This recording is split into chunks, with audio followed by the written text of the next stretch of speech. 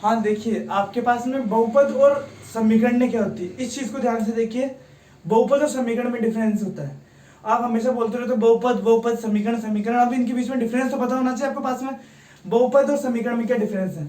आपके पास में कोई भी मैंने लिखा 75 प्लस 7x, ये हो जाता है मेरा बहुपद। अगर इसके इक्वल में मेरे पास में 0 लग जाए तो वो चीज मेरे पास में क्या हो जाती है? समीकरण। इतना सा डिफरेंस है इसके बीच में। अगर आपके पास में इक्वल में कुछ आ जाए तो वो समीकरण, और इक्वल में आपके पास में कुछ भी नहीं हो तो आपके पास में वो क्या हो जाएगा? अगर नॉर्मली कोई पद दिए हुए हो, 2 या 3 पद दिए हुए हो, तो आपके पास में वो दिया था बहुपद, और उसके इक्वल में आपके पास में कोई भी समीकरण या कोई भी आपके पास में अचर संख्या दे रखी है तो आपके पास में वो क्या हो जाता है? समीकरण। जैसे कि मेरे पास में लिख सकता हूं, मेरे पास में बहुपद होता है 5x² प्लस 7x, ये बहुपद है। और अगर ये समीकरण हो तो इसको मैं समीकरण के रूप में कैसे लिखूंगा?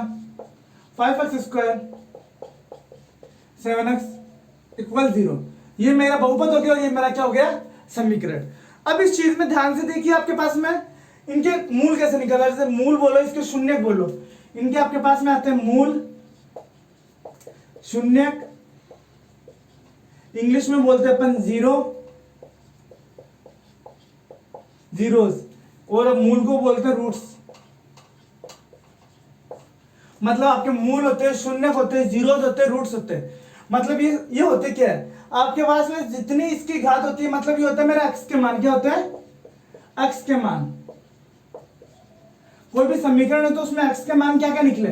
आपके पास में ये क्या होता है? x के मान, जैसे मेरा x का मान यहाँ पे 5 निकला, 6 निकला, 7 निकला, ये आपके जैसे ये हो गया आपके पास में कोई भी समीकरण के आपके पास में क्या हो गए? शून्य के रूट। इस चीज को मिटा दीजिए। अब इसमें ध्यान देखिए कि मतलब कोई समीकरण होती है तो आपके पास में उसके कैसे पता चलेगा कि इसमें एक शून्य का, 2 शून्य का, 3 शून्य का, 4 शून्य का? तो भी आपने पढ़ी थी, जितनी बहुपद की घात होती है आपके पास में अधिकतम घात को बहुपद के समीकरण की घात करते हैं। ठीक है, तो आप उसमें अपन ध्यान से देखेंगे कि आपके पास में जितनी बहुपद की घात होगी, बहुपद ये समीकरण होगा, बहुपद ये समीकरण की घात होगी, उतने ही मूल या शून्य होंगे, उतने ही मेरे पास में क्या होंगे? मूल या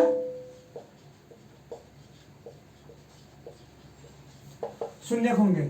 जैसे मेरे पास में ये ऊपर वाली समीकरण दे रखी है 5x² 7x plus 7x equal 0, तो यहां पे x के मान कितने होंगे? x के 2 मान होंगे। यहां पे x के मान क्या होंगे? 2 होंगे। जैसे मैंने यहां पे समीकरण रखी 7x³ 7x प्लस 5y, यहां पे क्यूब आ रहा है, अधिकतम घात तो इसकी घात क्या? 2 है। अगर घात 2 है तो उसके मेरे पास में शून्य के मूल क्या होंगे? सॉरी इसकी घात 3 है आपके पास में, तो इसके शून्य भी कितने होंगे? 3। मतलब जितने बहुपद की या समीकरण की घात होती है उतने आपके पास में इसके शून्य के मूल होते हैं। ठीक है, इस चीज को नोट कीजिए। ये चीज आपको बोला था कि स्टार्ट करेंगे 2.1 स्टार्ट करने के लिए अपन को मैंने बता रखा कि आपके पास में कोई भी समीकरण के शून्य क्या होते हैं? समीकरण के शून्य होते हैं, मतलब जितने समीकरण की घात होगी उतने समीकरण के आपके पास में शून्य होंगे। तो ये चीज तो आपने जब समीकरण आएगी तब आएगी। लेकिन अगर अपने पास में कोई समीकरण का ग्राफ दे दिया जाए, समीकरण का क्या दे दिया जाए? अपन को ग्राफ दे दिया जाए कि कोई भी समीकरण उसका ग्राफ होता ही है, आपके पास में समीकरण का ग्राफ होता है, तो उसके आप शून्य कैसे निकालोगे? तो जैसे मेरे पास में कोई भी फंक्शन आता है, मेरे पास में फंक्शन y बराबर px, मतलब जहां पे मेरे पास में क्या है? x क्या? मेरे पास में चर संख्या, यहाँ पे मेरे पास में चर संख्या क्या? मेरे पास में x है। तो आपके पास में ये चीज बोल दिया जाए, जैसे मेरे पास में ये दे दिया जाए, ये x अक्ष है और ये y अक्ष है। मैंने ये मेरे पास में समीकरण हो गया। अब मेरे पास में ये एक लाइन जा रही है, ये मेरे पास में एक समीकरण है, ये मेरे पास में एक समीकरण को रिप्रेजेंट करिए, समीकरण को प्रस्तुत करिए। तो आप ये बताइए कि आपके y बराबर px के लिए इसमें समीकरण के मूल कितने होंगे? समीकरण के शून्य कितने होंगे? समीकरण के शून्य कितने होंगे? तो इस चीज को अपन को देखना पड़ेगा कि आपके पास में x चर है तो x को कितनी बार काट रही है?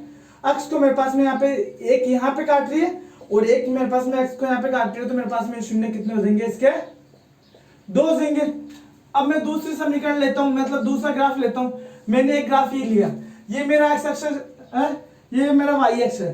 अब ये मेरे पास में देखिए यहाँ पे ये एक्स है, यहाँ पे वाई है, तो ये क्या कभी एक्स एक्स को काट रही है? ये लाइन कभी एक्स एक्स को काट सकती है क्या? ये लाइन आप कितने भी इधर की तरफ आगे बढ़ा दो, इधर की तरफ आगे बढ़ा दो, ये आपके पास में लाइन कभी नहीं काट सकती। तो यहाँ पे आपके पास में कभी नहीं काटेगी, तो शून्य क्या हो जाएंगे मेरे इसके? 0। मतलब यहाँ पे आपके पास में कोई शून्य नहीं निकलेगा इसका। उसके बाद में अगर मैंने देखा ये इसमें आपके एक्स एक्स को कितनी बार काट रही है? ये एक्स है मेरा, वाई है, ये एक्स को एक बार काट रही है, तो मेरा इसका शून्य क्या हो जाएगा? 1। अगर जैसे मैंने कोई भी एक समीकरण ली, कोई भी ग्राफ लिया,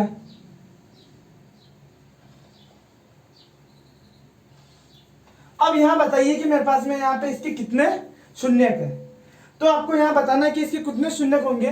सबसे पहले एक यहां पे आ रहा है, एक यहां पे आ रहा है, दूसरा यहाँ पे ओनली फॉर ये बोला गया कि एक बिंदु को टच होके जा रहा है। यहाँ पे आपके क्या बोला जा रहा है? ओनली फॉर एक बिंदु को टच होके जा रहा है, मतलब यहाँ पे आया और इसी बिंदु से वापस ये चीज निकल गई। मेरे पास में ऐसा कोई ग्राफ दे रखा है, तो मेरे पास में 1 2 3, मेरे पास में यहाँ पे कितने हो देंगे? 3 शून्य को देंगे। कितने शून्य को देंगे? 3 शून्य को देंगे। एक ऐसा को एक और देख लेते हैं। आपके पास में ये चीज करी,